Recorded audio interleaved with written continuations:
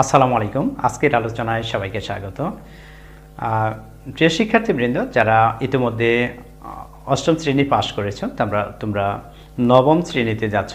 নবম শ্রেণীতে যাওয়ার ক্ষেত্রে আমাদেরকে মূলত 3টি বিভাগে ভাগ হতে হয়। তো এই ক্ষেত্রে অষ্টম শ্রেণী পাশকৃত একজন শিক্ষার্থীর জন্য সিদ্ধান্ত নেওয়া খুবই কষ্টকর। বিশেষ করে এক্ষেত্রে আমরা বড়দের শরণাপন্ন হয়ে থাকি। আমরা যে বিষয়টি লক্ষ্য করে আসছি যে আমাদের দেশের প্রেক্ষিতে আমি বলতে পারি যে যারা কম্পারেটিভলি তুলনামূলকভাবে বেশি নম্বর পাবে তারা সায়েন্স পড়বে, তার চেয়ে কম নম্বরধারী যারা রয়েছে তারা বিজনেস স্টাডিজ পড়বে বা কমার্স পড়বে, এবং যারা তার চেয়েও কম নম্বর পেয়েছে তারা মানবিক বিভাগ বা আর্টস পড়বে। তো এটা আসলে আমরা ছোটবেলা থেকে দেখে আসছি এবং এটা চলমান রয়েছে। কিন্তু আমাদের এই বিষয়টি থেকে আসলে বের হওয়া উচিত। আমি মনে করি আজকের যে আলোচনা বা বিশ্লেষণ, এই বিশ্লেষণ থেকে খুব সহজেই সিদ্ধান্ত নেওয়া যাবে যে একজন শিক্ষার্থী সে মানবিক বিভাগ পড়বে না বিজনেস স্টাডিজ পড়বে নাকি সায়েন্স পড়বে, বিজ্ঞান পড়বে। তো একটি বছরের ফলাফল বিশ্লেষণ থেকে আমার মনে হয় এটা বোঝা খুবই সহজ হবে। তো আমি একটি সালের হিসাব থেকে বলছি। এখানে 91,000 শিক্ষার্থী যারা সায়েন্স থেকে A+ পেয়েছিল, বিজনেস স্টাডিজ থেকে বা ব্যবসায় শিক্ষা শাখা থেকে A+ পেয়েছিল বছরটিতে 2,000 শিক্ষার্থী, এবং মানবিক বিভাগ থেকে A+ পেয়েছিল 1,400 শিক্ষার্থী। এখন প্রশ্ন হচ্ছে, এই যে সায়েন্স বা বিজ্ঞান বিভাগে 91,000 শিক্ষার্থী A+ পেয়েছে, তাদের বাবা মা কিন্তু ধরে নিয়েছে যে আমার ছেলে ইঞ্জিনিয়ার হবে বা মেডিকেলে পড়বে, ডাক্তার হবে, এরকম। প্রশ্ন হচ্ছে, আমাদের দেশের প্রেক্ষিতে কি আমরা 91,000 শিক্ষার্থীকে ডাক্তার ইঞ্জিনিয়ার হওয়া সম্ভব কিনা? না, এটা কোনোভাবেই সম্ভব না। তো এক্ষেত্রে যেটা হচ্ছে যে কিছু শিক্ষার্থী, অর্থাৎ আমরা যদি সরকারি মেডিকেলের কথা চিন্তা করি, সেক্ষেত্রে আমরা দেখতে পাই যে 4,500-র মতো সরকারি মেডিকেলের সিট রয়েছে। তারপরে হচ্ছে প্রকৌশল বিশ্ববিদ্যালয়ে এখানে প্রায় 4,000-এর মতো সিট রয়েছে। ঢাকা বিশ্ববিদ্যালয়ে বিজ্ঞান বিভাগের শিক্ষার্থীর জন্য 1,700-র মতো সিট রয়েছে। এছাড়া আমরা যদি বিভিন্ন ইউনিভার্সিটি মিলে দেশের যে পাবলিক বা সরকারি বিশ্ববিদ্যালয়গুলো আছে সব কিছু মিলে সর্বোচ্চ 30,000 শিক্ষার্থীর A+দারী শিক্ষার্থী বা 30,000 শিক্ষার্থী তারা ভর্তি হতে পারবে। প্রশ্ন হচ্ছে যে বাকি যে 30,000 বাদ দিলে আমাদের থাকছে 61,000 শিক্ষার্থী, এরা কি করবে? আসলে এদের জন্য কিন্তু বিজ্ঞান বিভাগ থেকে ভালো প্রতিষ্ঠানে পড়ার সুযোগ হচ্ছে না।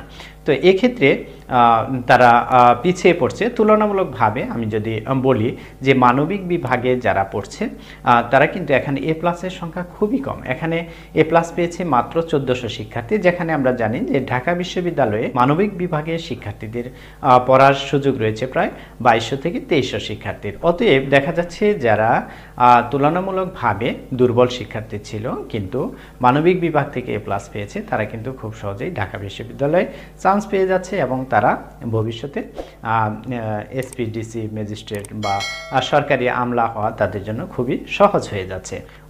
A+ পাওয়ার পরেও কিন্তু বিজ্ঞান বিভাগের ওই 61,000 শিক্ষার্থী ঢাকা বিশ্ববিদ্যালয়ে পড়ার মতো তার সুযোগ হচ্ছে না। এই 61,000 শিক্ষার্থী ভালো ফলাফলের পরেও বা মেধাবী হওয়ার পরেও তারা ঢাকা বিশ্ববিদ্যালয়ে পড়া থেকে তাকে বিরত থাকতে হচ্ছে।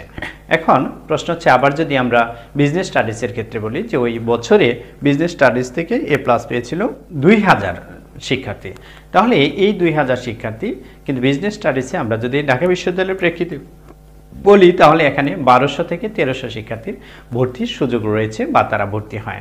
আরও যে পাবলিক বিশ্ববিদ্যালয়গুলো আছে এখানে তারা পড়ছে।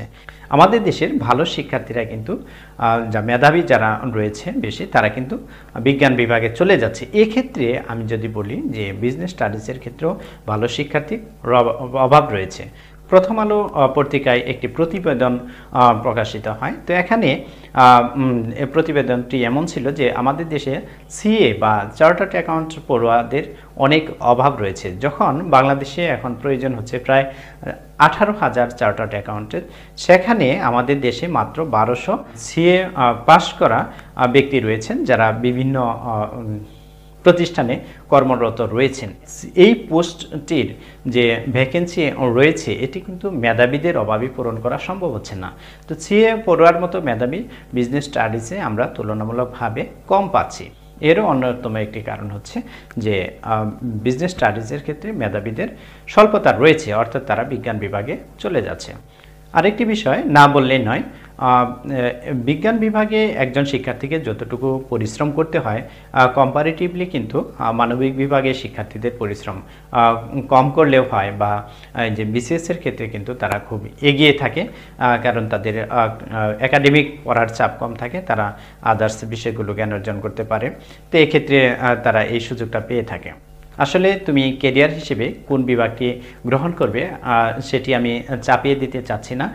তোমার যে অ্যাম্বিশনস, লক্ষ্য, এটি মূলত তোমাকে প্রভাবিত করবে। এরপরেও আমি বলে রাখি, যাদের ম্যাথমেটিক্যাল টার্মগুলো ভালো লাগে বা সায়েন্স পড়তে ভালো লাগে তারা একটা সিদ্ধান্ত নেবে, এবং যাদের বিজনেসম্যান হওয়ার, ব্যবসায়ী হবে বা উদ্যোক্তা হবে এরকম পরিকল্পনা থাকে, তারা বিজনেস স্টাডিজ বা কমার্স গ্রুপটি তোমরা চুজ করতে পারো।